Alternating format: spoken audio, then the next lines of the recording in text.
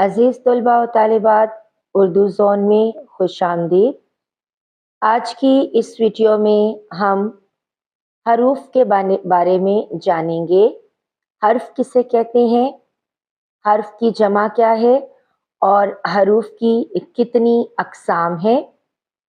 عموماً آپ کو آبجیکٹیو میں یہ کویسچن آ جاتا ہے، تو آج ہم اس بارے میں جاننے کی کوشش کرتے ہیں۔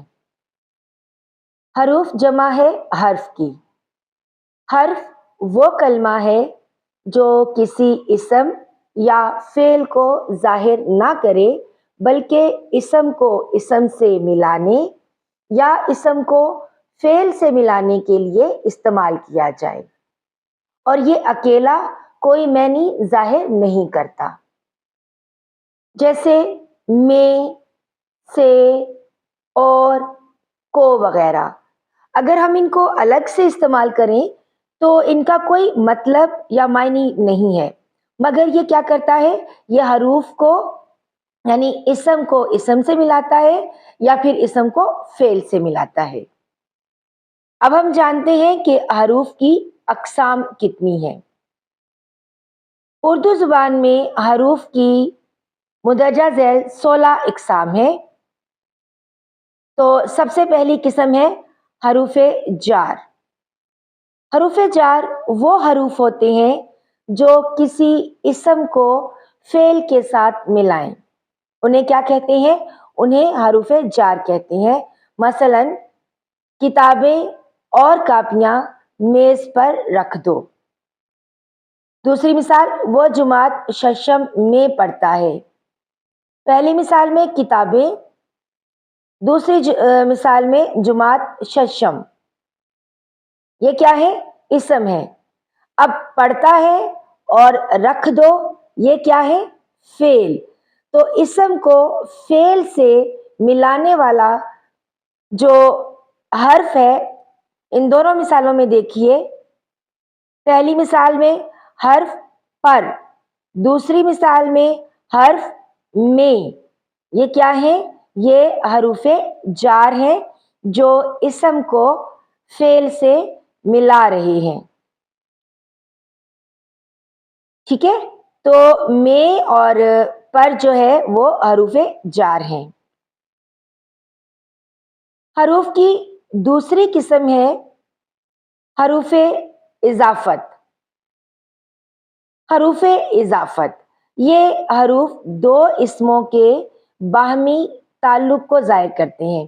اب آگے مرکب اضافی بھی پڑھیں گے، تو جہاں پر کا، کے، کی وغیرہ استعمال ہوتا ہے، ہم ان کو حروف اضافت کہتے ہیں۔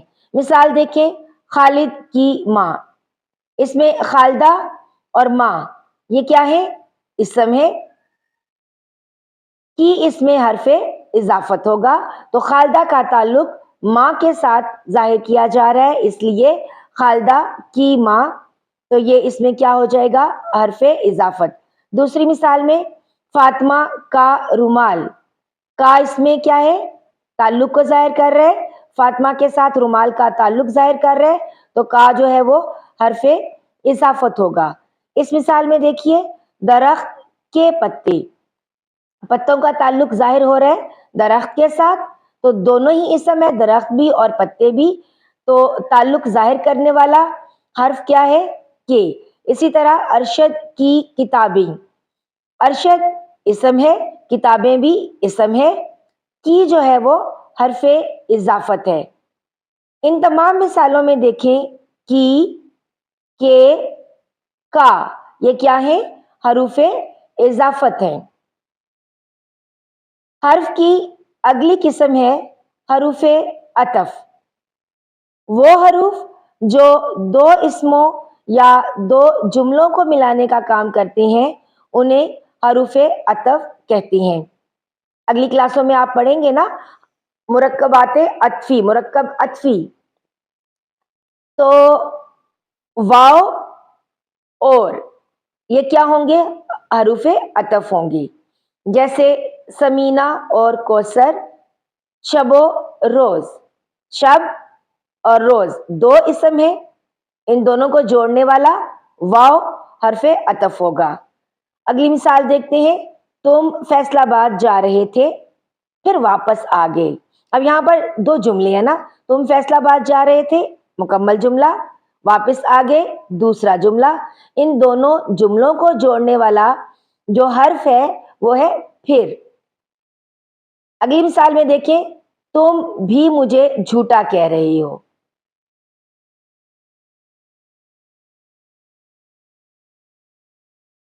فیصل آباد جا رہے تھے واپس آ گئے, یہ دو الگ الگ جملے ہیں نا.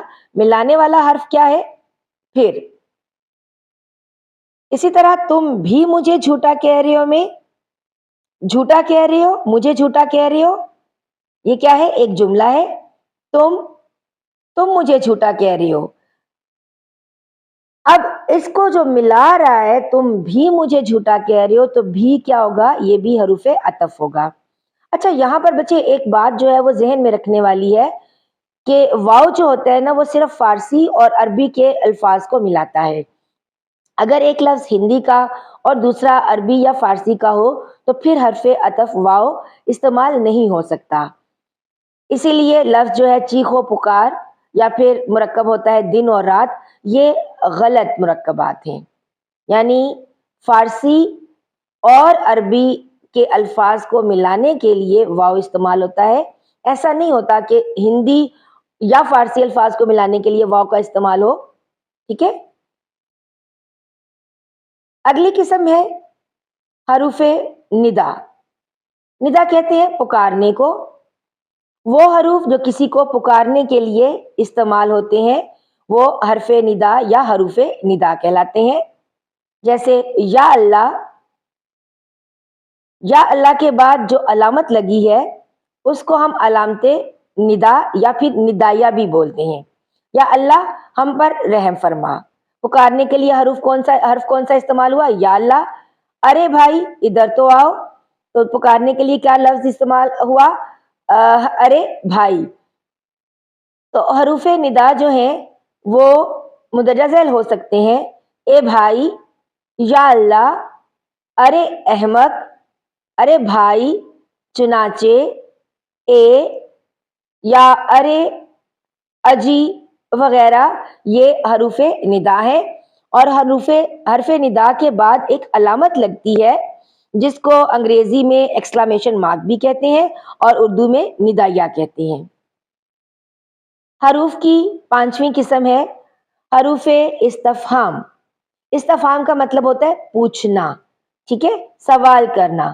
وہ حروف جو کوئی بات پوچھنے کے لیے بولے جائیں ان کو حروف استفہام کہتے ہیں.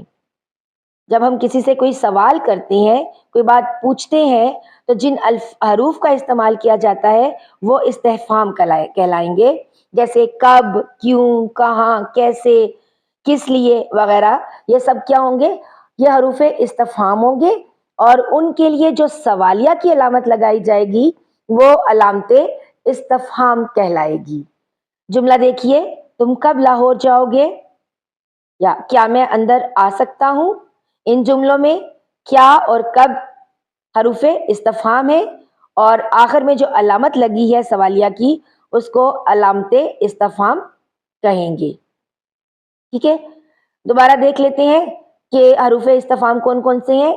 کیا, کیوں, کیسے, کون, کیوں کر, کس طرح, کیسا, کس لیے, کس قدر یا پھر کتنا. اکثر آپ کو جو ہے یہ سوال بھی آ جاتا ہے استفہامیہ لگا کر جملہ مکمل کیجئے. تو استفہام یا سوالیہ نشان ایک ہی چیز ہے. نمبر 6 پہ حروف آ جاتے ہیں حروف تشبیہ. اچھا, علم بیان میں بھی ہم نے تشبیہ پڑھا ہے. تو تشبیہ کہتے ہیں کسی ایک چیز کو دوسری چیز کی مانند قرار دینا. اب وہ حرف جو کسی ایک چیز کو دوسری چیز کے مانند قرار دینے میں استعمال ہوتے ہیں ان کو حروف تشبیہ کہتے ہیں. جیسے جوں, مثال, مثل, جیسا, صورت, بینا, ہو بہو, مانند اور طرح, یہ حروف تشبیہ ہیں. مثلا اگر ایک شعر ہے, नाजुकी उसके लब की क्या कहिए, पंखड़ी एक गुलाब की सी है। तो यहाँ पर जो लफ्ज की सी है ना, वो क्या कहलाएगा, वो हरफे तशबीह कहलाएगा। यानी एक चीज को दूसरी चीज की मानिंद करार दिया है, होंठों को गुलाब की पंखड़ी के मानिंद करार दिया है। नंबर 7 पर आ जाता है हरूफे नफरैन, नफरत से निकला है, नफरत। वो अल्फाज सॉरी वो हरूफ जो नफरत के लिए इस्तेमाल होते हैं उनको हरूफे नफरैन कहते हैं। जैसे तुफ, नफरैन, लानत, थू थू, अख थू वगैरह, ये नफरत के लिए इस्तेमाल होते हैं और इनके आखिर में भी निदाया लगता है, अलामत निदाया लगेगी। हरूफे इनबसात, ये वो अल्फाज या वो हरूफ जो खुशी और मुसरत के मौके पर बोले जाते हैं। जैसे सुबहान अल्लाह, अल्हम्दुलिल्लाह, माशाअल्लाह, हाय और आहा हरूफे इनबसात कहलाते हैं। और इन हरूफ को या इन अल्फाज को लिखने के बाद भी अलामते निदाया लगाई जाती है, जिसको अंग्रेजी में एक्सक्लेमेशन मार्क कहते हैं। नंबर 9 पर आ जाता है जी हरूफे तहसीन। तहसीन जैसा कि नाम से ही जाहिर है, खुशी या किसी को शाबाश देने के लिए, किसी को अप्रिशिएट करने के लिए जो हरूफ बोले जाते हैं। ये हरूफ किसी काम की अच्छाई पर खराजे तहसीन अदा करने के लिए इस्तेमाल किए जाते हैं। जैसे कोई अच्छा काम करें तो वाह वाह, या फिर शाबाश, माशाल्लाह, जज़ाकल्लाह, या फिर सुब्हान अल्लाह, या बहुत खूब, आफरीन। ये सारे हरूफ जो है ये किसी की काम करने की अच्छाई पर उसको खराज तहसीन पेश करने के लिए या उसका हौसला बढ़ाने के लिए इस्तेमाल किए जाते हैं। इन हरूफ के आखिर में भी हम निदाया की अलामत लगाते हैं और ये हरूफ तहसीन कहलाते हैं। हरूफ की अगली किस्म हरूफे ताकीद। ताकीद का मतलब यानी किसी को कोई काम कहना, ताकीद करना, किसी बात में जोर पैदा करना। तो ऐसे हरूफ जो ताकीद के लिए या कलाम में जोर पैदा करने के लिए इस्तेमाल हो, हरूफे ताकीद कहलाते हैं। जैसे तुम ये काम जरूर करना, ये सरासर तुम्हारी गलती है, हम सभी अपने असातिज़ा का एहतराम करते हैं, तुम हरगिज झूठ मत बोलो, उसे मतलब परवाह नहीं, वो तो बिल्कुल ही कामचोर है, या ज़ेनेहार। ये सारे क्या हैं, ये हरूफे ताकीद हैं। यानी किसी काम में या किसी बात में जोर पैदा करने के लिए इस्तेमाल किए जाते हैं। तो ऐसे हरूफ क्या कहलाते हैं, हरूफे ताकीद। जब हम कहते हैं ना कि मैं ये ज़रूर काम करूँगा, या हम कहते हैं कि सरासर तुम्हारी ही गलती है, ठीक है। तो ऐसे तमाम हरूफ जो किसी बात में वज़न पैदा करने के लिए, किसी बात में ज़ोर पैदा करने के लिए इस्तेमाल किए जाते हैं, उनको हरूफे ताकीद कहते हैं। हरूफ की 11वीं किस्म है हरूफे तासुफ। तासुफ अफसोस से निकला है। ये हरूफ जो है गम के मौका पर, तासुफ के मौका पर, अफसोस के मौका पर इस्तेमाल किए जाते हैं। जैसे हैफ, सद हैफ, अफसोस, सद अफसोस, हाय हाय, हाय, आह, हसरत, और इनके आखिर में भी निदाया की अलामत लगती है। नंबर 13 पे है हरूफे इस्तदराक। इस्तदराकी जुमले आपके आगे असबाक में आ रही हैं ग्रामर के, तो उनको भी इंशाल्लाह हम कवर करेंगे। इस्तदराक किसी शुबे को दूर करने और कलाम में फहम और इदराक, इदराक का मतलब ही होता है समझ पैदा करना, ठीक है। तो किसी शुबे को दूर करने और कलाम में फहम और इदराक पैदा करने के लिए जो हरूफ इस्तेमाल किए जाते हैं उन्हें हरूफे इस्तदराक कहते हैं। हरूफे इस्तदराक लेकिन, इला, मगर, हाँ, वले, इब्तला, अलबत्ता वगैरह शामिल हैं। नंबर 13 पर हरूफे इजाब। वो हरूफ जो किसी बात के इकरार या कबूल करने के लिए इस्तेमाल होते हो, जैसे जी, जी हाँ, बेशक, बजा, वाकई, अच्छा, बेहतर, दुरुस्त। ये तमाम क्या है, ये हरूफे इजाब हैं जो किसी के बात के या किसी के इकरार को कबूल करने के लिए इस्तेमाल किए जा सकते हैं। हरूफ की अगली किस्म है हरूफे इस्तिस्ना। वो अल्फाज जो एक चीज को दूसरी चीज से अलग करें उनको हरूफे इस्तिस्ना कहते हैं, यानी एक चीज को दूसरी चीज से जुदा करते हैं। और उनके लिए कौन से हरूफ इस्तेमाल होते हैं? जुज, बजुज, सिवा, लेकिन, ताके, इसलिए, लिहाजा। ये क्या है? ये हरूफे इस्तिस्ना है जो एक लफ्ज को दूसरे लफ्ज के से जुदा करती हैं। हरूफ की 15वीं किस्म है हरूफे इल्लत। इल्लत का मतलब होता है सबब बयान करना, वजह बयान करना। तो वो अल्फाज जो किसी अमर का इजहार करने के लिए इस्तेमाल होते हैं उनको हरूफे इल्लत कहते हैं।